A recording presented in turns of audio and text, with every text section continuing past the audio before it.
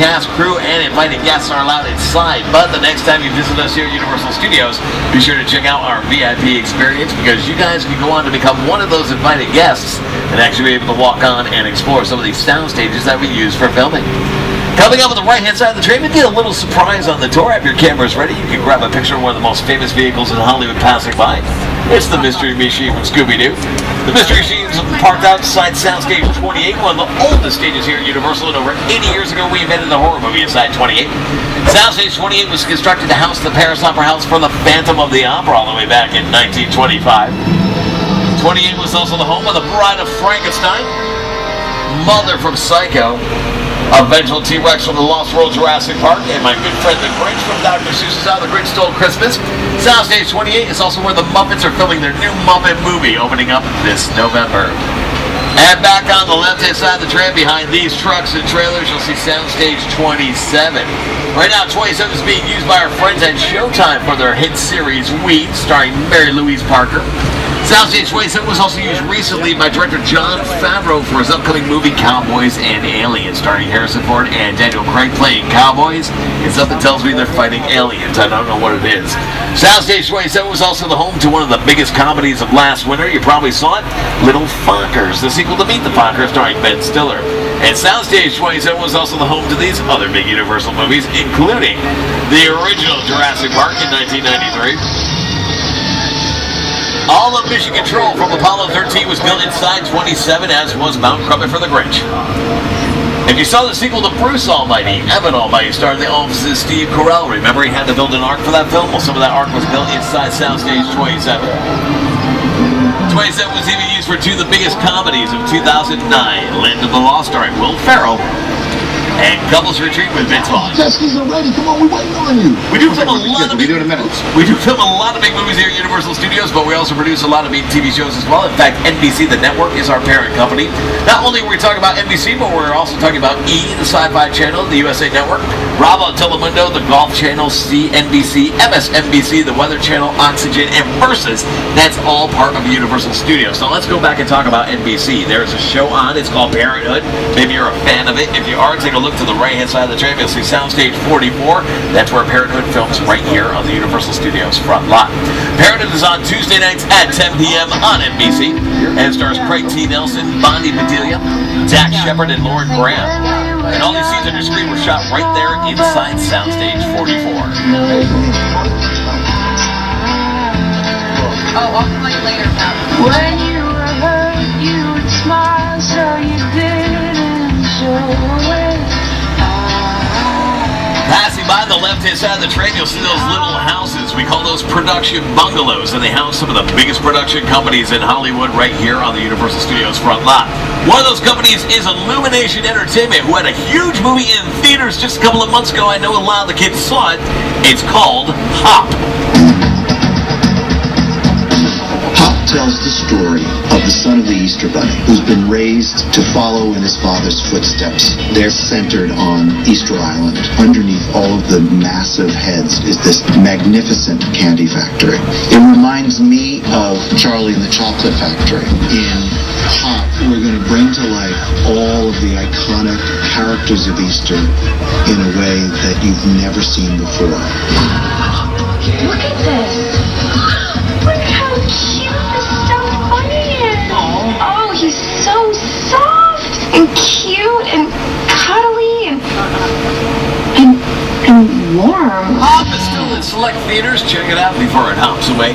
And here in the Universal Studios front lot, most of our filming takes place inside those sound stages that we just passed by. So since we can't take you inside those stages, there's not much more we can see here. So we're getting ready to leave the front lot portion of the tour behind, and we're going to cross over into the Universal Studios back lot. This is where we keep the really big stuff. We're going to show you what we call exterior sets. Those are outdoor sets on a very large scale. And here at Universal Studios, the world is literally right around the corner. As we come around the corner, you'll notice passing by on the right-hand side of the tram this large cityscape. Hopefully I don't have to tell you guys that's a giant digital picture that you're looking at. That picture covers up an area of the back lot that we call the Universal Studios Metro sets. You can see it coming up on the right. And it's here at the Metro sets that we had that little fire back in 2008. You may have heard about it on the news. Let me show you guys how bad this fire was. Take a look at your screens. I'm going to pause this right here. This is what the metro sets here passing by on the right looked like when we cleaned up all the debris from the fire. It was one big empty dirt lot. It took us close to 2 years to rebuild all the buildings here in the metro sets. I know what you're thinking. How'd you guys get up so many buildings in such a short amount of time? Keep in mind, the buildings that you're seeing here in the metro sets, as well as most of the buildings here in the Universal Studios back lot, they're not real. They're what we call facades. They're just the fronts and sides of these structures. We only build what the camera will see. Your imagination fills in the rest. What looks like real brick and stone is merely just foam rubber and fiberglass. Keep in mind, if you ever see actors enter these buildings in TV shows and movies and those actors are standing in a room in the next scene, that room was probably built on one of the sound stages that we passed by on the front lot. Now, the metro sets is divided into a lot of different areas, and we're crossing over to one of the most recognizable areas of the metros. It's what we call Courthouse Square. And I know a lot of people recognize Courthouse Square from this little movie right here. This is Michael J. Fox looking up at the famous clock tower building from the classic Back to the Future. If you take a look over the left-hand side of the tram behind the gazebo, you'll see that building that says City Hall on it. That's the same building that you're looking at. I know it looks different because the clock is missing and the columns are missing, but keep in mind, we reuse Courthouse Square all the time, and every time we reuse it, we have to change the way it looks so you don't recognize it from one production to the next. This is what Courthouse Square looked like in 85's Back to the Future, but this is what it looked like in 83's Psycho 2. That's the courthouse. The courthouse steps were featured in this scene from 1962's To Kill a Mockingbird. Courthouse Square also popped up in 2003's Bruce Almighty. This one gets tricky, so I'll pause it. You guys see the courthouse building in the background? There it is. Also, Courthouse Square was featured in 1989's Back to the Future Part 2. And recently, Courthouse Square was featured in the TV show Ghost Whisperer starring Jennifer Love Hewitt. It used to be in the town of Grandview. I told you earlier that the metro sets are pretty much divided up into different areas. We're getting ready to turn on to a different area of the metros. We call this next area New York Street. You can probably figure out why, because it feels like we just turned into downtown Manhattan. Now, I can tell you about New York Street, but I do have an expert here that knows all about the area because he used to start on Saturday Night Live, and now he does a late night back on the East Coast. It's our own Mr. Jimmy Fallon. Hey everyone, welcome to New York. I got my start right here in New York on Saturday Night Live. This is actually my old neighborhood. Once got mugged over there by an old woman, tough lady. This is my favorite hot dog guy. Hey buddy, how's it going? Remember me? No. Just like old times. Gotta love New York City. Hey, I'm walking here. Hey, it's cool guys. I was just walking there. So it's not exactly New York, but a lot of times when you see New York in the movies, it was shot right here on the Universal Metro sets. If you can make it here, you can make it anywhere. Even if you make it here on the Universal lot. And New York Street will double as New York City for 2 upcoming Marvel Studio films. One is coming out this summer. It's called Captain America, the First Avenger. The next one's coming out next summer. It's called The Amazing Spider-Man with Andrew Garfield. If you ever took the tour prior to the fire of 2008, you may remember we used to come down into the old Metro sets. And here in the old Metro sets, we used to have a soundstage that we were able to go into. And inside that soundstage, we'd run into a big mechanical King Kong. He was built for the studio tour back in the mid-1980s, but he was lost in the fire. Now, to replace the old King Kong, we have a new King Kong here on the studio tour. This one's a little different.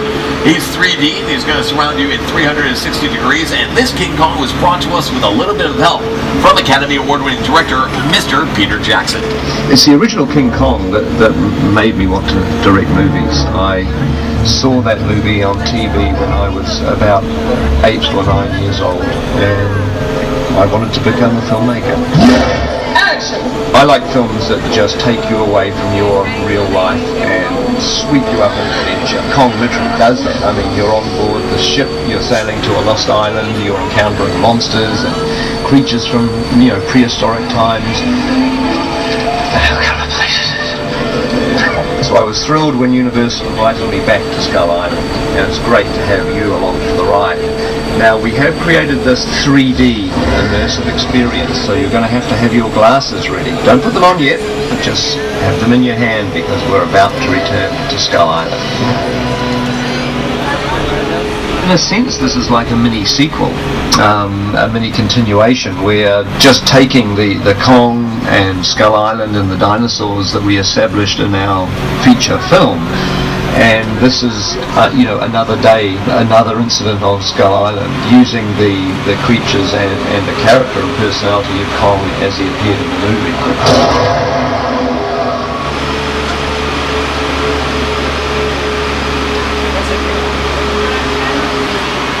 And ladies and gentlemen, welcome to Skull Island. The island. No one has lived here for hundreds of years. It was so true.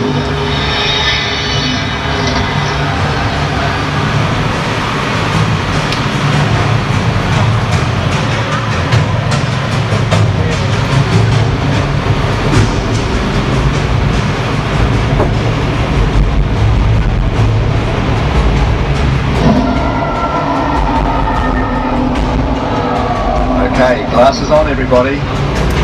We're back in Skull Island.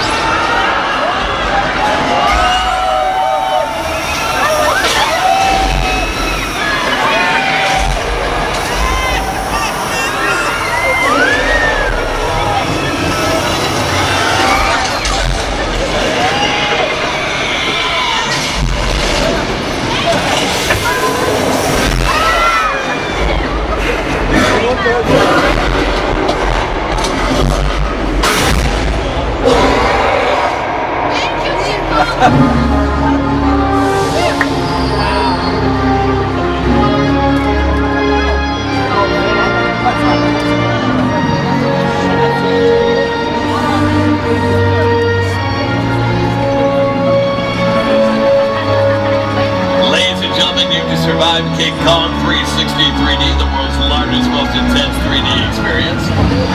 Now from here on out, you don't need your 3D glasses anymore. Go ahead and take them off, but hold on to them. We will collect them at the end of the tour. Let me give you a little bit of information about what you experienced right there. That whole sequence was projected on the world's largest 3D digital screens, measuring over 40 feet tall and 180 feet long. And that whole fight was directed by Peter Jackson and the team at Weta Digital. In fact, Weta Digital has won 5 Academy Awards in its very young career here in Hollywood. They've won special visual effects awards for movies such as 2005's King Kong, The Lord of the Rings trilogy, and Avatar. And after the fire of 2008, King Kong was absent here on the Universal Studios back lot for over 2 years. So it's nice to have the big guy back, bigger and better than ever. We're going to continue along with our tour of the Universal Studios back lot. As we head up the hill, if you take a look to the right, you can grab a picture of the opening of Skull Island if you missed it the first time. But beyond that, you'll see that dilapidated bridge. The bridge is very old and very dangerous to drive over, so we're not going to be doing it today. But we have used that bridge for filming before. Maybe you've seen it in this episode of Quantum Leap starring Scott Bakula.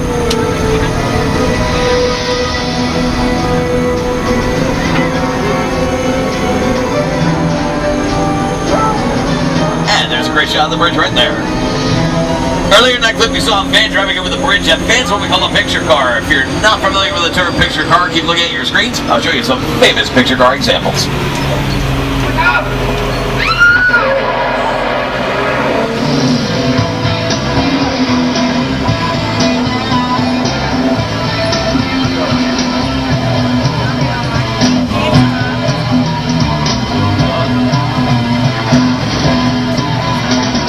picture car is any vehicle that's on a TV or movie set filmed by the cameras. Some of these cars have gone on to become just as famous as the stars that have driven them, passing by on the left.